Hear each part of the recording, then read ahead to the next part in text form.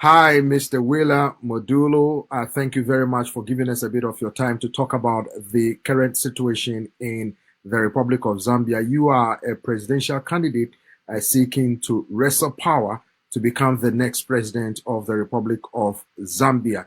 Let's look at Zambia as a whole because a few Zambians I have spoken with are expressing concern about the cost of living in the country. As a Zambian who wants to become the next president of Zambia, what is your take on the current situation of the cost of living in the Republic of Zambia?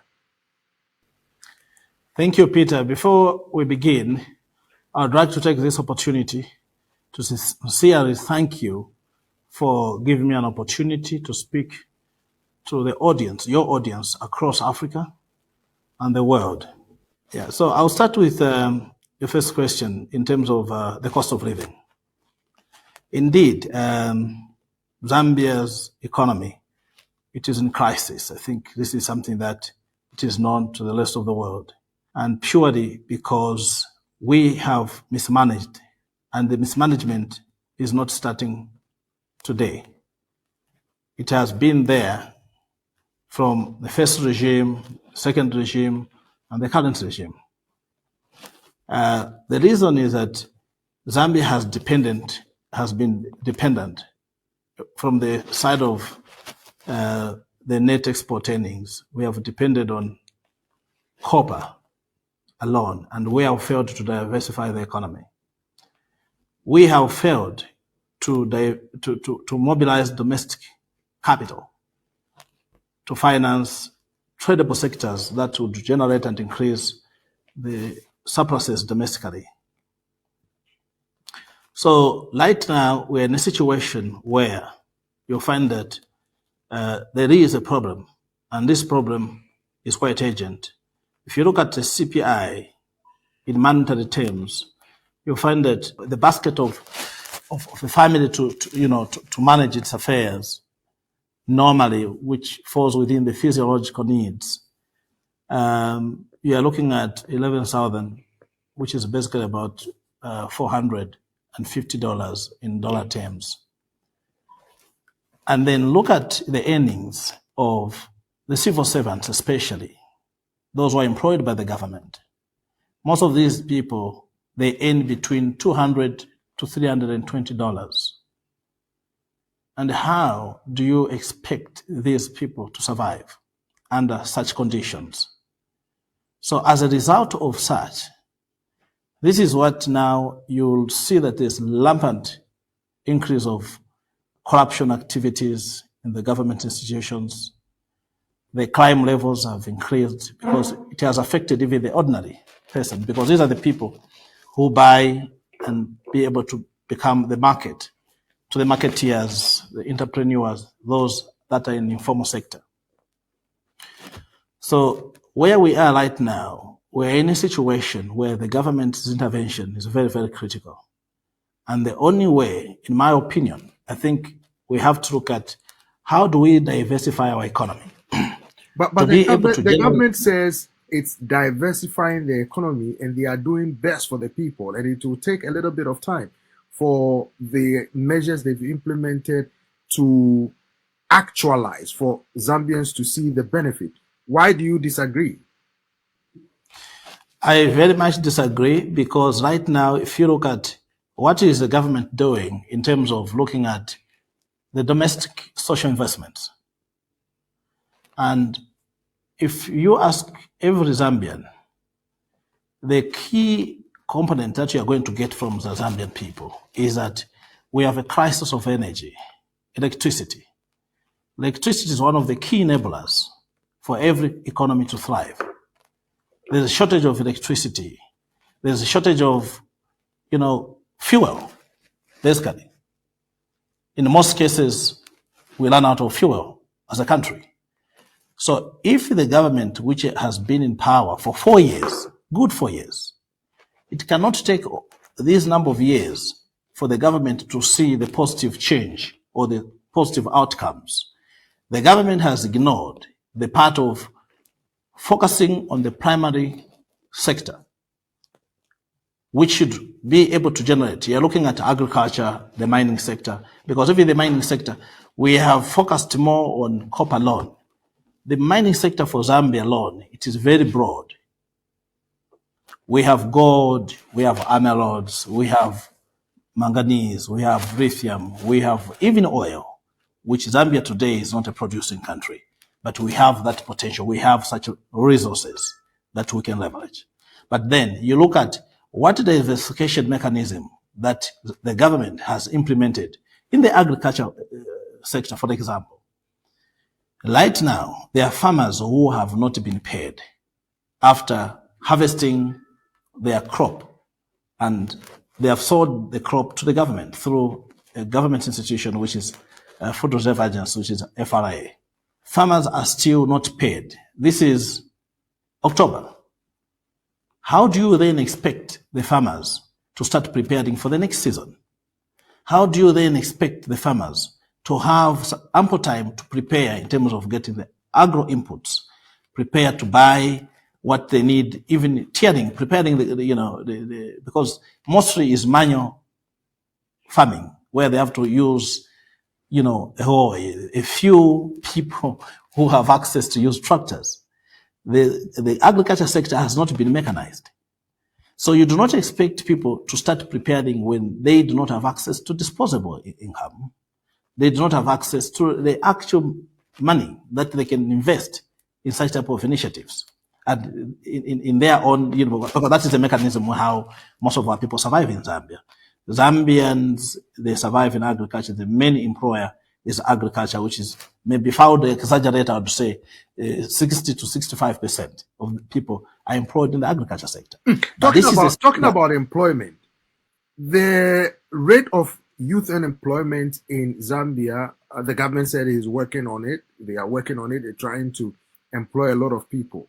Critics say that the rate is astronomical and unsustainable. Where do you stand on that? Yeah, that is very true. Let me just build on what I was trying to make you understand and the general audience. Right now where we are, the agriculture sector has been neglected, which is a mother of employment in Zambia, because that is what provides employment to the informal sector. The government has failed. So if they had put a mechanism in place where they would mobilize resources, it is not like Zambia has no ability to mobilize resources from our domestic, resource. We do have that ability, but the government has neglected that. And that is the reason why, according to Afrobarometer report, you'll see that about 50%, 54% of the youth are unemployed. And this is where the actual human capital is to drive the economic growth and development. Now, if we have young people who are in the streets, we have young people who have come out of the universities and they have nothing to do. And some of these young people, they have got plans to do business, but they do not have access on how they can access capital. So in my opinion, the government has neglected to look at the mechanism that we can leverage our own domestic resources like the mining sector, the agriculture itself, to leverage that and mobilize resources. That is something that is outside the plan of the current regime. So we have issues which we have to look at. How do we bring in, a mechanism through the development financial institution, the development finance? We need development finance. And how do the government then mobilize development finance? It's by way of leveraging our own. And this is something that I would like also to make it very clear that my proposal and our plan, which we have to deal with these issues, is not something that is a rocket science or something that it is impossible. It is within So you mean you have a plan to resolve this challenge that a country faces? We do have the plan to diversify the economy, to mobilize enough resources to ensure that the young people get into employment. And when I say young people, does not mean that we are leaving out the rest of the Zambians. But we are saying the young people, they have the energy and the ability to drive the economy. And we have the plan to mobilize domestic resources, leveraging our own resources like the mining assets, where the government can actually embark on engaging on exploration, for example, exploring and coming up with, the measured reserves, which they understand to say, okay, that mine, this is what we have, and with a shelf life of maybe 50, 60 years. And in terms of value, this is what we have. Let us mobilize using the financial engineering that we can leverage our own domestic resource, and which I'm speaking from the real experience that I have engaged with the international community, companies that are the largest consumer in terms of copper, largest consumer in terms of gold, largest consumer in terms of emerald, largest consumer in terms of cobalt, largest consumer in terms of lithium. We have the ability where we can do forward contracts, leverage on this, get to the market, we discount the cash flows and mobilize sufficient finances that we need. And then we use these finances to diversify the economy. We make sure that we deploy more capital in human capital development, because we need a skilled workforce for us to deliver on most of the programs, for us to implement most of the initiatives. But let me ask you this. Let me ask you this. Talking about that, some Zambians will say they've heard a lot of politicians and business people coming around proposing ideas, but then when they are voted for, they come into power, they fail to meet the aspirations of the people of Zambia. What makes you different? What makes me different is that I'm not coming with a promise. I'm coming with the actual program that I can say, okay, this is how I'm going to mobilize resources. I'm now confirming to you that using the current assets that the country has, for example, Mupani, the government needs to increase its shareholding position in that asset. We have KCM. The government needs to increase its shareholding position in that asset. The government needs to immediately look at what available assets do we have in the mining sector itself, because you need to leverage one particular sector to unlock opportunities across various other sectors. And what I mean is that we can get one asset. Even the government, they can go into exploration. They do exploration, come up with a new asset. Zambia has got minerals everywhere.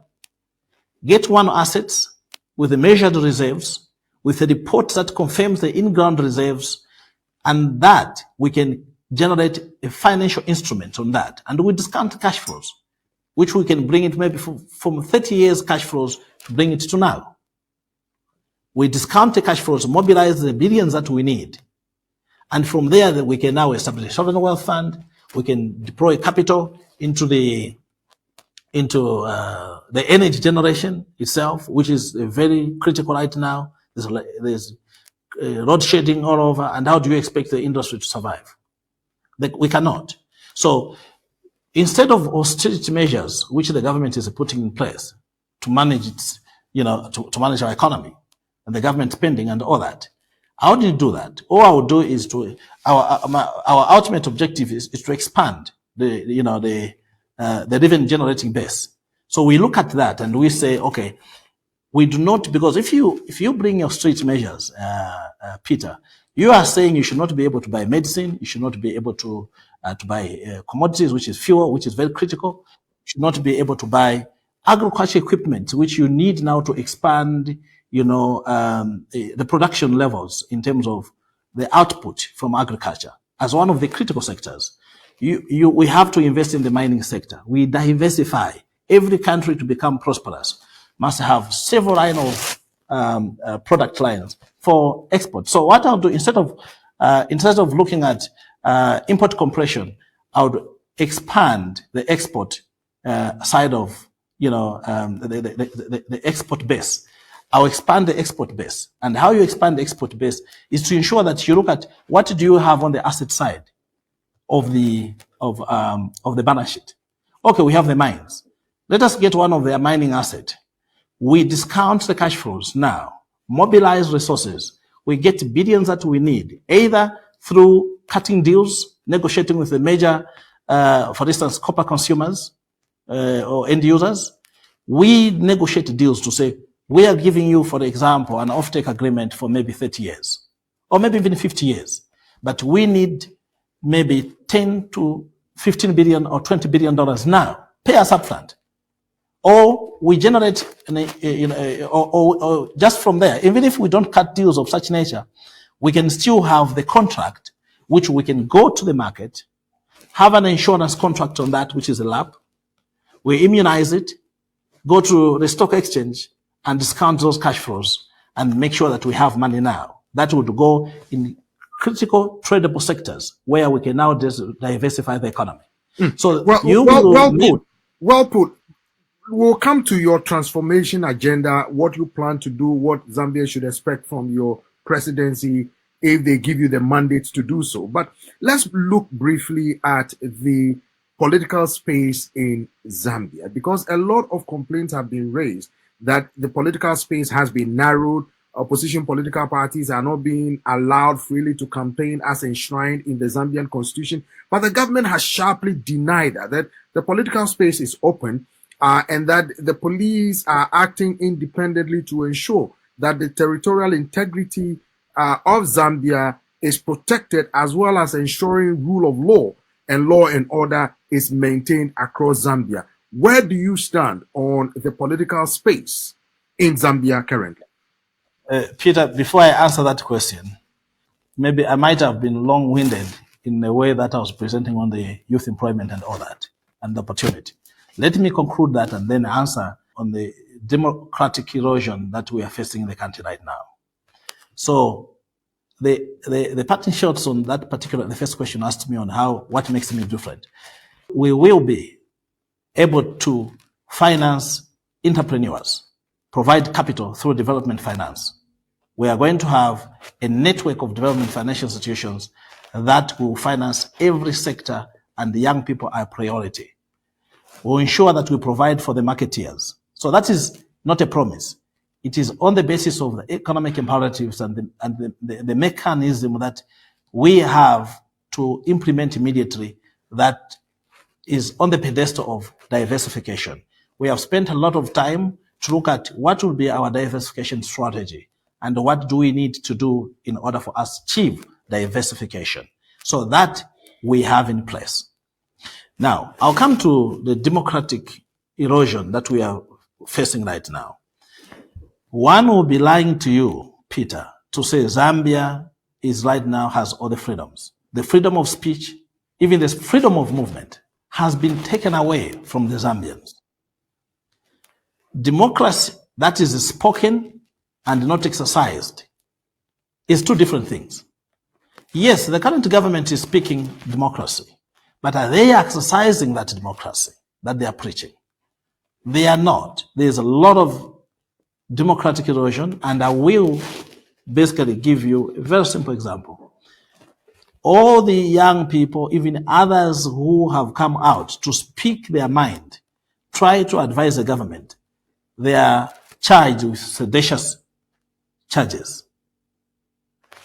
There are people who are in prison today, not because they committed a real crime.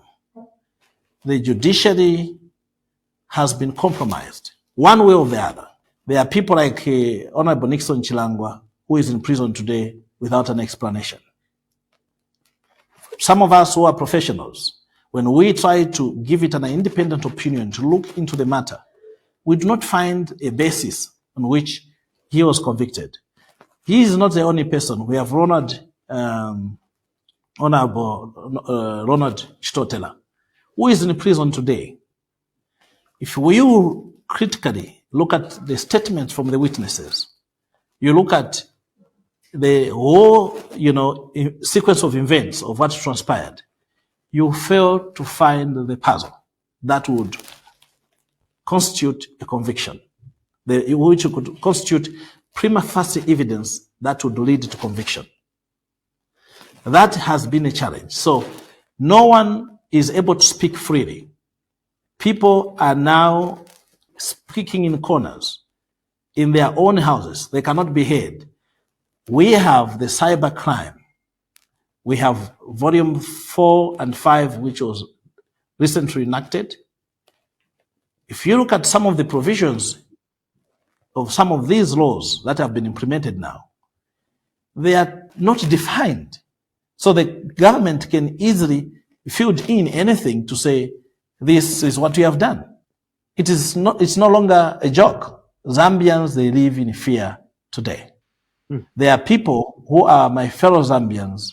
These are prominent Zambians who are in diaspora today, not because they want to be outside the country, but they have been exiled purely because of the injustice that we are facing as a country.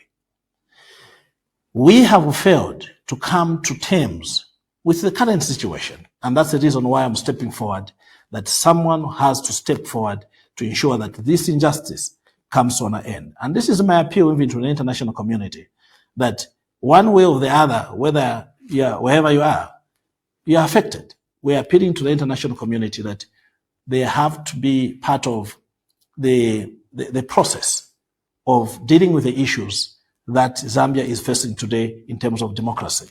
Because democracy, it is a universal need. It is a universal requirement. It is not a negotiated requirement. It is a mandatory need that needs to be upheld. We are the part of the family of the international community. So we have to make sure that Zambians are protected. The current regime does not protect Zambians. They have weaponized, the law to work in their own favor and not in the favor of the public. So right now, yes, I'm confirming to you that there's serious democratic issues which we have. The current regime is speaking of democracy, but they are not exercising it. And this is something that we have to deal with. Well put. Let me ask you about what you say is your transformation agenda. What does that mean? What should the people of Zambia expect from you when or if they decide that we will give you the mandate to become the next president of Zambia? What is this transformation agenda that you seek to implement in Zambia once given the nod? Yeah, thank you, Peter. Our transformation agenda, because I'm working with others who are part of this journey. This is not something that Mudolo is rising today and think of transforming the country. I've been working on this particular program for close to 2 decades. What has been the ultimate objective was not just to think of getting into leadership. I think that is a common problem that we have as a continent, where our leaders, the reason why Africa is viewed as poor today, not because it is poor, it is poor leadership. That is the problem that we have. I've spent time to get to understand. I'll focus more on Zambia because that is why we are discussing this now. I and my colleagues, we took it upon ourselves to say, let us understand. I gave myself time to understand, to look at what transpired from the time that we gained independence. And we discovered that there was a need for us to usher in the economic independence. And this would not just come without us understanding what has been the root cause of the failure of our transformation agenda. And what we discovered is very simple, that our leaders have never come into power with a plan, but they come with a very conventional mechanism which they believe that when you get into office, ushered in as a president, then you can change things. And it will never work like that. So one has to do their own homework. We have done our own homework. I have understood what the actual transformation needs to be done. I've reviewed our economy. We will be focusing on the primary sector reforms, where we started generating surpluses, domestic surpluses first. We have focused over the years, we have more focused on external resource mobilization, which the resources mobilized externally have also not been invested into the actual programs, which is supposed to be the programs that deals with the social investments and also making sure that the outcomes or the returns of such type of resources is seen by the economic activities itself, by the level of economic activities. So our programs of our transformation agenda is to make sure that we capacitate the domestic market, our people to start generating surpluses and creating jobs through financing entrepreneurs, the small businesses who transition. We will make sure that the major assets, especially in the mining sector, will be controlled, majority controlled. Not that we are not going to work with the private sector, will be majority controlled by the government, so to ensure that the wealth of the country fairly gets to the people. We have a youth empowerment policy that is going to look at empowering the youth so that we can produce the Zambian Bill Gates. We can produce the Zambian Elon Musk. We support the young people to begin to produce. And those that needs to work, we integrate them into the industry immediately coming out of the university. We will redefine. There are institutions that are going to be formed, especially the development finance institutions, which we will bring expertise. And some of the expertise that we will need for Zambia's transformation are expertise which is already, which some of our Zambians in diaspora, they have that capability to come and drive these institutions, but they have not been given an opportunity to do so. Where we see that we do not have the skills, we will hire people with expertise to come and help us and train our local people to integrate into such skills, framework, and so that we can develop our local capacity. So that is something that we are going to do. We will ensure that the people in the villages, on the social investment side, they must have access to quality health, education. Even those who have never been to school, we will integrate them into supply chain. We will teach through tacit learning.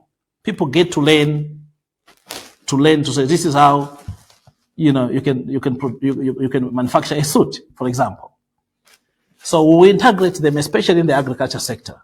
We will make sure that we engage those that have been to school. We give them the capacity, especially like marketeers, the social investments to make sure that they are able to survive and look after their families well.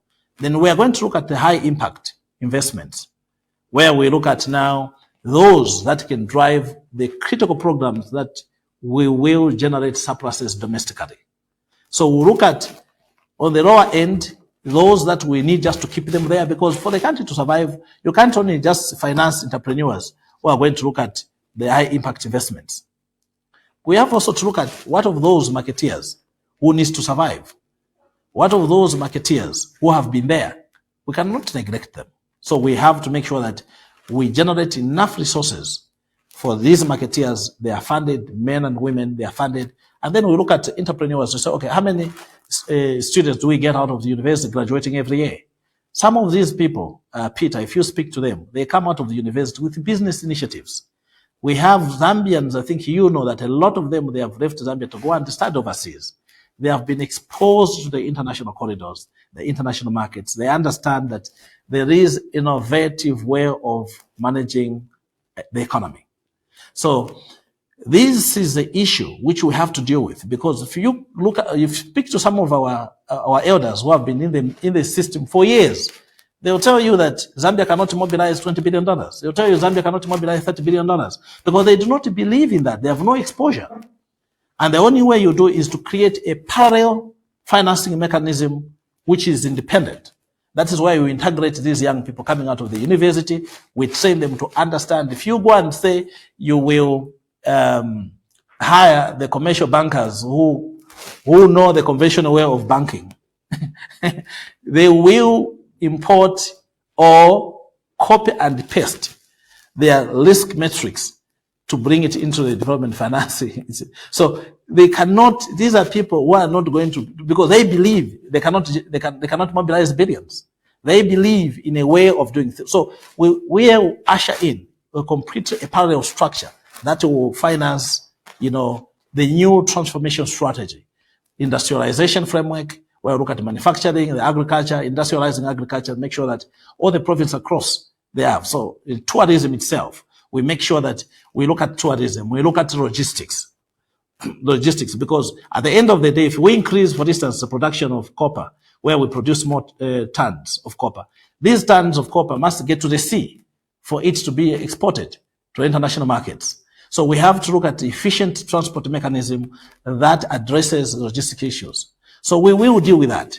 That is one thing that we have looked at. We will make sure that we generate enough electricity, which is a problem now. How do we do that? We will mobilize resources domestically, as I mentioned, that we will leverage one of our sectors, which is the mining sector, to mobilize more resources, and then we diversify across various sectors. Then after that, we will now look at a completely redefining a new finance, the finance reform sector, the finance sector reforms. And we make sure that now looks at the independence of central bank, very, very critical. We have to look at a credible monetary policy. We have to look at a credible fiscal policy. In our fiscal policy, we are not going to look at austerity measures, reducing the government spending. No, what we'll do, we expand the export base. That's what we'll do. To expand the export base, because we cannot reduce the government spending. We need to spend more money, but the money that we spend must go to the actual programs, not in politicians' pockets through corruption, where it ends up being in Europe somewhere, somewhere where they're hiding it. So we will make sure that we also remunerate the civil service so that we can have a very efficient civil service. We will train our people. So we invest in the human capital development. That is very, very critical for us. Health sector and all that. So we will ensure that we have a mechanism that ensure that our fiscal policy is very credible. We ensure that we have a credible monetary policy. We ensure that there's independence on the central bank side, so that, the economic activities, they are not impaired, they're not trampled upon through the political interferences. We'll look at that. So we will look at various components. We want to generate more electricity. Right now, that's the main challenge. We will look at, all the options that we intend to put in place. Of course, I'll be very clear to you that there is no renewable energy that can propel industries. The renewable energy cannot propel industries. For instance, for a country like Zambia, Zambia needs, the energy load base, which comes from hydro, the hydrocarbons. So that is something that we are going to look at. Okay. So that is the area, and that's what we intend to do. That's what makes me different as I stick the mandate. So I'm coming in with a program that is very, very, especially on the power sector reforms. That is something that I wanted actually to emphasize, that we will look at the baseload energy. That's the solution. Baseload energy, that's the solution. So this brings in more various options of energy generation and does not look mostly focus on renewable energy. Renewable energy will not transform any economy. We need a lot of energy, a lot of electricity. So that is something that we have a mechanism that the power sector reforms are very, very critical for the economy to thrive. Then we'll look at the logistics as well. Yeah. You've made your point. Thank you very much, presidential aspirant, Mr. Willah Mudolo, and we wish you the best, that the people of Zambia will hear you about the plans that you have for them to transform their lives, and we wish you the best of luck. Thank you so much, Peter, and to my fellow Zambians. Let us get together to ensure that we transform our country. Thank you. Thank you. Hi, Mwala Kalalu.